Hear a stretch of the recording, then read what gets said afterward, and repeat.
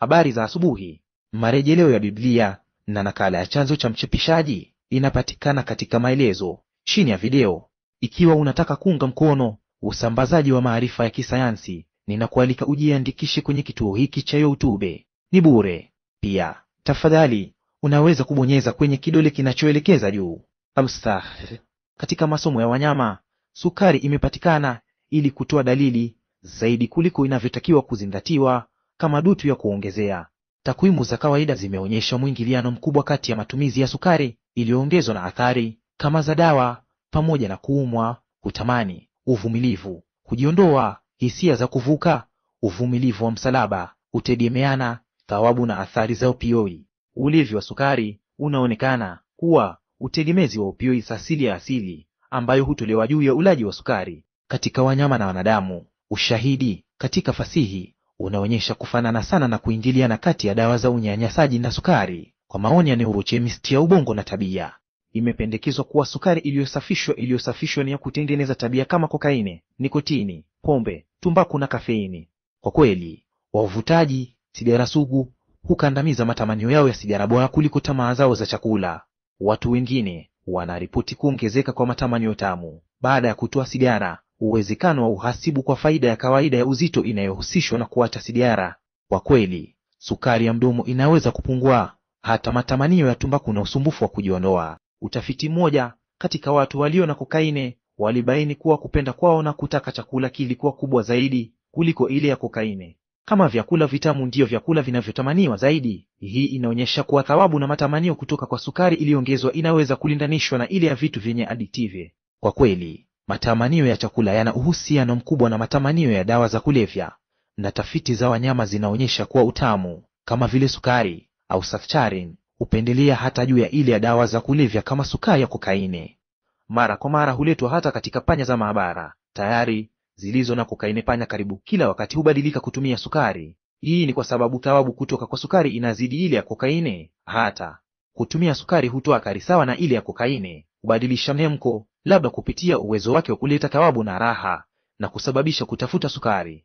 Wengine wameonyesha kuwa vyakula vyenye sukari huzaa athari za kisaikolojia kama dawa. Thawabu ya asili kutoka kwa sukari ni marekebisho mengine ya mabadiliko, kwani ingewafanya wanadamu kutafuta na kutumia sukari wakati wowote ilipopatikana katika usambazaji wa chakula. Matumizi yaliyoongezeka ya vyakula vyenye sukari nyingi kama vile matunda yaliyoiva na asali yangeongeza nafasi za kuishi wakati wa uhaba wa chakula, kwani sukari inatusaidia kuweka mafuta, na ikipatikana katika maumbile kwa ujumla inaonyesha vyakula ambavyo vinitoa kiwango cha kutosha cha kalori. Watu hao walio na maduka makubwa zaidi ya mafuta walikuwa na faida kubwa ya mabadiliko linapokuja wakati wa kuishi wakati wa uhaba wa chakula. Kwa hivyo matamanio ya sukari yalisababisha faida kubwa ya mabadiliko. Kwa bahati mbaya, wanadamu hawakuwahi kuzoea thawabu kubwa ambayo inafuatia matumizi ya sukari iliyosafishwa sana, na kupatikana kwa sukari hizi 24/7 kunatupatia kujiondoa kidogo. Kwa maneno mengine, tunaweza kukimbia kutoka kwa sukari, lakini hatuwezi kujificha. Njia za kawaida za sukari iliyoongezwa ni sukrose, sukari ya meza, na sirupu ya mahindi ya juu fruktose. Kila ina sukari rahisi ya sukari na fruktose. Thawabu hii isiyo ya asili kutoka kwa kutumia sukari kuzidi ile ya dawa za unyanyasaji hupanda mifumo yetu ya kujidhibiti inayotuletea madawa ya kulevya. Kwa kweli, vitu vitamu ni vya thawabu sana kwa wanadamu na mamalia wengine, lakini inaonekana kuna tofauti za maumbile katika nguvu ya upendeleo huu kwa utamu. Na utamu wa hivi karibuni wa lishe ya ulimwengu kumefuata kuongezeka kwa sukari ya sukari. Sababu ambayo hatuwezi kutoa vitu vitamu ni kwa sababu hisia tamu ni moja wapo ya raha za hisia, hali ambazo wanadamu wanapata katika siku za kisasa. Kutafuta kwetu kwa vitu vya sukari kunazidi hitaji lolote la metaboli, na hakuna hitaji la kisaikolojia la kutumia gramu moja ya sukari iliyoongezwa, kwani hakuna kitu kama wanga muhimu tofauti na hiyo kwa protini au mafuta. Walakini, kama tulivyojadili hapo awali, matumizi ya fruktose yalichukua jukumu muhimu katika mageuzi ya wanadamu. Ingawa watu wanaweza kustawi wazi na kuishi bila sukari yoyote iliyoongezwa, spishi za kibinadamu hazingeweza kuishi kwa muda mrefu sana bila kutamani na matumizi ya vyanzo vya asili vya fruktose. Suala la kuvutia kwa pipi kwa wanadamu ni ngumu zaidi, na ukweli kwamba watu hugundua utamu tofauti Tabia ya uzoefu wa ulevi wa sukari iliyosafishwa inaweza kuwa na mizizi katika mtazamo wa ladha tamu na upendeleo wa kila mtu, uwezekano wa kuonyesha sababu za maumbile. Kwa hivyo, ingawa wanadamu wana uwezo wa kuwa addiction na sukari, tabia ya kufanya hivyo inaweza kuwa multifactorial. Sukari hutenda kama dawa. Siku hizi sukari imesafishwa kwa hali ya dutu kama ya kemikali. Hakika, wakati miwa ya sukari imekandamizwa na kutolewa kwa yaliyomo kwenye kioevu chake, kuchemshwa chini kwa sirupu, kutikiswa na kisha kuvuliwa vitamini, madini na molasses, tumebaki na fueli nyeupe safi. Mchakato huo uchimbaji na uboreshaji ni sawa na ile ya fuele zingine nyeupe, ambayo ni kokaini kutoka kwa jani la koka na opiamu kutoka kwa mbegu ya poppy/sufuria. Kwa hivyo ni uboreshaji wa sukari ambayo inaongeza kwa kiasi kikubwa kwa mali yake ya kuongeza nguvu. Wakati wa historia yetu ya mabadiliko tulikuwa na ufikiaji wa fruktose katika asali, matunda na mboga mboga, na katika vyanzo hivi nyuzi na vitu vingine vipo ambavyo polepole na kupunguza uwekaji wa fruktose na viwango vya chini vya matumizi ya fruktose. Mfano wa historia yetu ya mabadiliko, karibu nusu hubadilishwa kuwa sukari na robo hubadilishwa kuwa laktate. Fruktose kidogo sana hubadilishwa kuwa mafuta. Wakati matumizi iko katika kiwango cha chini na mchanganyiko wa asidi ya mafuta pia haujasambazwa. Kwa hivyo katika historia yetu yote ya mabadiliko, wanadamu walitumia kiwango kidogo cha fruktose mara kwa mara, na hii haikuvuka kizingiti cha kuhifadhi mafuta. Ni wakati huo walipopanda juu ya fruktose baada ya kupata nyuki au usambazaji mkubwa wa matunda yaliyoiva, wangehifadhi mafuta ya ziada. Kwa kweli, antioxidants asili zilizomo kwenye vyakula hivi asili zingepunguza malezi ya maduka ya mafuta ya uchochezi, tofauti na hiyo na matumizi ya sukari iliyoongezwa. Lakini je, sukari hutenda kama dawa ya unyanyasaji? Imebainika kuwa ongezeko sawa la reseptori ya dopamine D1 na kupungua kwa reseptori ya D2 katika striatum ambayo hufanyika na utawala wa kokaini pia hufanyika na upatikanaji wa sukari au sukari. Panya zilizo na upatikanaji wa sukari mara kwa mara pia zina upungufu sawa wa D2 RNA kwenye kiini cha kiini kinachotokea na mwampine na kokaini. Kwa kuongezea, ongezeko sawa la mirekepto kumfunga ambayo hufanyika na kokaini na mwampine hufanyika na ulaji wa sukari wa muda mfupi, na mwishowe kutolewa sawa kwa dopamine na kupunguzwa kwa acetylcholine katika kiini cha kiini kuonyesha uvumilivu, ambayo hufanyika na sindano ya morphine hufanyika na kuumwa juu ya sukari. Kielelezo moja kinatoa mpango wa ulevi wa sukari. Uunganisho wa dawa ya sukari huenda zaidi kama uhamishaji wa madawa ya kulevya unaweza kutokea kati ya sukari na dawa za unyanyasaji na pombe. Wagonjwa wengine wazito wanaweza kuhamisha ulevi wao kwa vyakula vya sukari nyingi juu ya dawa za kulevya baada ya upasuaji wa kupunguza uzito. Katika utafiti mmoja, wagonjwa wa upasuaji wa kupunguza uzito ambao waliripoti shida za upasuaji wa opioid na vyakula vya sukari nyingi, ndio uwezekano mkubwa wa kuwa na shida ya matumizi ya dutu mpya baada ya upasuaji. Sanduku moja lina muhtasari jinsi sukari iliyoongezwa, sukari iliyosafishwa na sirupu ya mahindi ya juu fruktose hukaa kama dawa za unyanyasaji. Ili kuelewa ikiwa sukari ni ya kuongeza nguvu, tunahitaji kuelewa madawa ya kulevya. Chukua kwa mfano ulevi wa opiate ambao unaweza kugunduliwa ikiwa naloxone, mpinzani wa opiate, hutoa ishara za baadaye za kujiondoa. Kwa kushangaza, hii ndiyo hasa hufanyika wakati wanyama hulishwa sukari na kisha kupewa naloxone. Muhimu zaidi, uondoaji ambao hufanyika na naloxone katika wanyama hawa. Kula sukari ni sawa na ile inayopatikana na nikotini au morphine. Ulevi wa sukari unaonekana kuwa utegemezi wa opioids asili ya mwili ambayo hutolewa kwa ulaji wa sukari. Kwa kweli, kuna kufanana sana na kuingiliana kati ya dawa za unyanyasaji na sukari, kwa maoni ya neurochemist ya ubongo na tabia. Kwa hivyo rudi kwenye swali, je, sukari inaongeza? Ulevi wa neno kwa ujumla huhifadhiwa kwa dawa za unyanyasaji, yaani kokaini, heroin, morphine, nikotini na pombe, na mara nyingi hutumiwa sawa na utegemezi. Mwongozo wa utambuzi na takwimu wa shida za akili, toleo la 5, linafafanua shida ya matumizi ya dutu, yaani madawa ya kulevya, ikiwa angalau vigezo 2 hadi 3 dalili zipo kutoka kwenye orodha ya. Hii ilikuwa mabadiliko kutoka kwa mwongozo wa utambuzi na takwimu wa shida za akili, toleo la 4, ambalo liligundua unyanyasaji wa dawa za kulevya na utegemezi wa dutu kama shida tofauti, na unyanyasaji wa dawa za kulevya ulihitaji kigezo kimoja tu. Katika mwongozo wa utambuzi na takwimu wa shida za akili, toleo la 5, aina hizi mbili zimejumuishwa katika shida ya matumizi ya dutu. Inafurahisha pia kutambua kuwa shida ya kula chakula imeongezwa kwenye mwongozo wa utambuzi na takwimu wa shida za akili, toleo la 5. Vyakula vitamu na vyenye mafuta mengi hupendelea na wale walio na shida ya kula chakula, na kwamba upendeleo huo unaingiliana na mfumo wa opioid wa asili. Katika mifano ya wanyama, sukari hutoa dalili zaidi, kwa mfano matamanio, kuumwa, uvumilivu na kujiondoa kuliko inavyotakiwa kuzingatiwa kama dutu ya addictive. Kwa hivyo tunaweza kuwa na hakika kabisa kuwa sukari ni ya kuongeza nguvu katika mifano ya wanyama. Kwa kweli, data ya wanyama inaonyesha mwingiliano mkubwa kati ya utumiaji wa sukari iliyoongezwa na athari kama za dawa hutengeneza: 1, kuumwa; 2, kutamani hamu kubwa ya kutumia; 3, uvumilivu kuongezeka kwa taratibu kwa ulaji na matumizi ya mara kwa mara; 4, kujiondoa, ishara za kisaikolojia ziliongezeka; 5, considerant animals become tolerant to the analgesic effects of morphine after chronic intake of sugar and saccharin; 7, cost-dependent suppression of withdrawal symptoms with casein drugs; 8, EOR, intense dopamine release in the brain; and 9, opioid effects such as the release of endogenous opioids on consuming sweat substances. Symptoms of narcotic withdrawal when an opiate blockade inapewa na mabadiliko mengine ya neurochemical katika ubongo. Mtu anaweza kuwa addicted na sukari kwa sababu ya utegemezi wa opioids yake mwenyewe iliyotolewa. Hii inadhihirisha haswa wakati wa kuangalia wagonjwa walio na anorexia, ambao wanaweza kuwa addicted na njia ile ile ya utegemezi ambayo hufanyika wakati wa kula sukari, yaani madawa ya kulevya, kwa opioids iliyotolewa kabisa, ambayo hufanyika wakati wa njaa. Ikiwa anorexia inaweza kuainishwa kama ugonjwa na inaonekana ni ulevi wa mwili wa opioids yake iliyotolewa, basi ulevi wa sukari, utegemezi wa opioids iliyotolewa kwa urahisi juu ya utumiaji wa pipi, inapaswa pia kuwa na uwezo wa kuanguka chini ya uainishaji wa ugonjwa.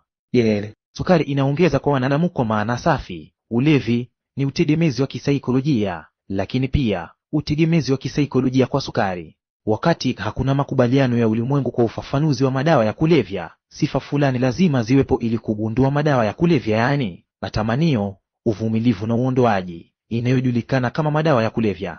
Ili sukari izingatiwe kweli, lazima iweze kutoa uondoaji, na ili wanadamu wawe na uondoaji kutoka kwa sukari, kizingiti lazima kifikiwe. Kwa hivyo kipimo fulani cha sukari kinahitaji kuliwa kwa muda fulani ambao mabadiliko ya neurochemical hufanyika kwenye ubongo. Kipindi hiki cha wakati kinaweza kutofautiana kutoka kwa mtu hadi mtu kulingana na tofauti za maumbile. Inafanyika tu kwamba baada ya wiki kadhaa hadi miezi ya ulaji sugu wa sukari, kipindi kati ya ulaji wa sukari kinaweza kusababisha upungufu wa dopamine kwenye ubongo kwa sababu ya kupungua kwa receptors za dopamine D2 na kupunguzwa kwa kufunga dopamine kwa receptors hizo. Lakini kwa nini upungufu wa dopamine kwenye ubongo ni shida wakati ubongo uko chini katika dopamine? Hii inaweza kusababisha uondoaji, na ni uondoaji ambao unaweza kusababisha ulaji wa sukari unaoendelea unaoongoza kwa ulevi. Lakini uondoaji kutoka kwa sukari ni wazi kabisa ikilinganishwa na dawa za kulevya. Kwa kweli, watu hawaonekani kuwa wametoka kwenye sukari, wala hawana kutishia maisha au hata ishara za kujiondoa. Lakini hii haimaanishi kuwa uondoaji wa sukari haipo kwenye ubongo. Kwa kweli, kukosekana kwa dopamine katika ubongo wakati wa matumizi ya sukari kumependekezwa kusababisha dalili za upungufu wa shida kama vile hyperactivity, upungufu wa macho, usumbufu na utendaji uliopungua. Kwa asili, dalili za upungufu wa shida ya aina ya shida inaweza kuwa ishara ya kujiondoa kutokana na kula sukari iliyosafishwa iliyoongezwa. Kwa kweli, fetma, shida ya upungufu wa macho na ulevi wa dawa za kulevya kwa kokaine na heroin zote zinashiriki kuteremka sawa kwa receptors za dopamine D2 kwenye ubongo. Hii inaonyesha kuwa hali zote tatu zina swala sawa: upungufu wa dopamine. Wakati wa sukari, hali ya unyogovu inaweza kutokea kwa sababu ya upungufu wa dopamine, ambayo inaweza kutolewa kwa muda kwa kutumia sukari zaidi. Kwa hivyo neno sukarific, hii inasababisha mzunguko usio na mwisho na mbaya wa viwango vya dopamine, na kiwango cha juu kuendeleza ulaji wa sukari na utegemezi wa ulaji wake. Sukari na wanga juu ya glikemi pia ina athari kwa serotonin ya ubongo. Baada ya kula chakula cha juu katika sukari au wanga, kuna kuongezeka kwa serotonin ya ubongo. Kwa maneno mengine, watu wanaweza kupitisha sukari kwa sababu inawafanya wahisi bora. Kwa wakati hii inaweza kusababisha kupungua kwa serotonin katika ubongo unaokuza utegemezi wa sukari. Kama tulivyojadili, wagonjwa hawa pia huwa na upungufu wa dopamine na kuteremka kwa receptors za dopamine. Mchanganyiko huu unaweza kuelezea vizuri ushirika wa ugonjwa wa kunona na shida zingine za ubongo kama unyogofu, shida za wasiwasi, shida ya kupumua na shida ya upungufu wa macho. Baada ya kula sukari kubwa, kushuka kwa sukari ya damu kunaweza kusababisha utegemezi zaidi wa sukari. Katika historia yetu yote ya mabadiliko, viwango vya chini vya sukari ya damu vilimaanisha ni wakati wa kula, na ikiwa itapewa nafasi hiyo, ilifanya akili kamili kula kitu na sukari au wanga, njia ya haraka sana ya kurejesha viwango vya kawaida vya sukari. Njaa iliyojaa njaa na matamanio matamu ilikuwa njia za mama asili za kukamilisha kazi hii muhimu. Lakini leo na usambazaji wa sukari iliongezwa mara kwa mara. Kutetea utumiaji wa sukari kama matibabu ya viwango vya chini vya sukari ya damu kunaweza kufanya hali kuwa mbaya, kwa kuwa inakadiriwa kuwa karibu Wamarekani milioni 0 wana upinzani wa insulini. Idadi kubwa ya watu wanaweza kuwa katika hatari fulani ya ulevi wa sukari. Urafiki wa sukari unaweza kusababisha madawa ya kulevya. Sukari hutoa athari kama za dawa za kulevya ambazo zinaweza kuongeza hatari ya ulevi wa dawa za kulevya. Kwa kweli, sukari inaweza kuwa na athari ya lango kwani inazingatia na dawa za unyanyasaji. Walakini, athari hizi sio za kuzaliana kila wakati na kazi zaidi kwa wanadamu inahitajika ili kufafanua kikamilifu athari hizi. Matumizi ya sukari yamesababisha kuongezeka kwa ulaji wa pombe wakati wa kukomesha sukari. Panya zilizopewa sindano za kila siku za amfetamine huwa hyperactive baada ya kuonja sukari, na hii hufanyika hata wakati kipimo cha chini cha amfetamine hutumiwa. Sukari pia imepatikana ili kuhisi na kokaine, na inaweza kusababisha uhamasishaji kwa dopamine agonist quintirole. Takwimu hizi zinaonyesha kuwa matumizi ya sukari yanaweza kuhimiza mfumo wa dopamine ya ubongo na kuchangia unyanyasaji na unyanyasaji wa polisubstanke. Kwa kuongezea, wanyama wanaopendelea utamu watajisimamia kokaine kwa kiwango kikubwa, ambayo inaweza kuwa ni kwa sababu ya dopaminergic ya sukari, cholinergic, athari za kuidopioid na athari za kuchochea kuida kama dexamphetamine, methylphenidate na morphine. Ingawa ni ndogo kwa ukubwa, glukosi ya postingestive inaweza kuamsha mzunguko wa malipo ya dopamine kwa ladha tamu, na hamu hiyo tamu inaweza kuchochewa na uwepo wa sukari kwenye njia ya utumbo. Tofauti na madawa ya kulevya au ulevi, kwa jumla ya madawa ya kulevya ya sukari ina athari mbaya moja kwa moja kijamii kwa watu au familia zao. Dawa ya sukari ina athari moja wazi kwa afya yetu ya pamoja. Inatufanya tuwe na mafuta na ugonjwa wa kimetaboliki. Fruktose katika sukose, asali, sirupi ya mahindi ya juu. Fruktose ina athari kidogo kwenye uhifadhi wa mafuta wakati inatumiwa kwa kiasi kidogo. Hii ilikuwa wazi jinsi wanadamu walivyoingiliana na sukari rahisi wakati mwingi huko nyuma. Mababu zetu wa zamani wangeumwa kwenye matunda au asali wakati inapatikana, lakini sehemu hizi zilikuwa wazi. Katika ulimwengu wa leo na upatikanaji wa 24/7 wa chakula kilichosindika sana kilichojaa sukari iliyoongezwa, sehemu hizi za kutamani na kuumwa zingekuwa karibu kila wakati na kusababisha ulaji mkubwa wa fruktose. Matumizi mengi ya fruktose inakuza uhifadhi wa mafuta haswa kwenye ini. Hii inasaidia. Tangazo la zamani kipimo hufanya sumu. Kwa msingi wa ushahidi uliotajwa hapo juu, sukari hukutana na vigezo vingi vya unyanyasaji na inaweza kuwa na addictive kwa wanadamu.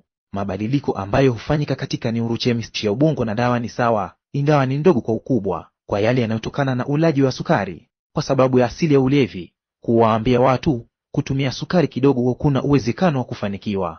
Lengo la taaluma ya matibabu linapaswa kuwa juu ya kupata matibabu ambayo yanakandamiza au kuondoa matamanio haya. Varenicline Chatix imeidhinishwa na utawala wa chakula na dawa kama msaada wa kuacha sigara na pia kupunguza matamanio ya sukari. Kuna ripoti chache za kesi zinazoonyesha kuwa varenicline inaweza kuwa nzuri kwa kupunguza uzito.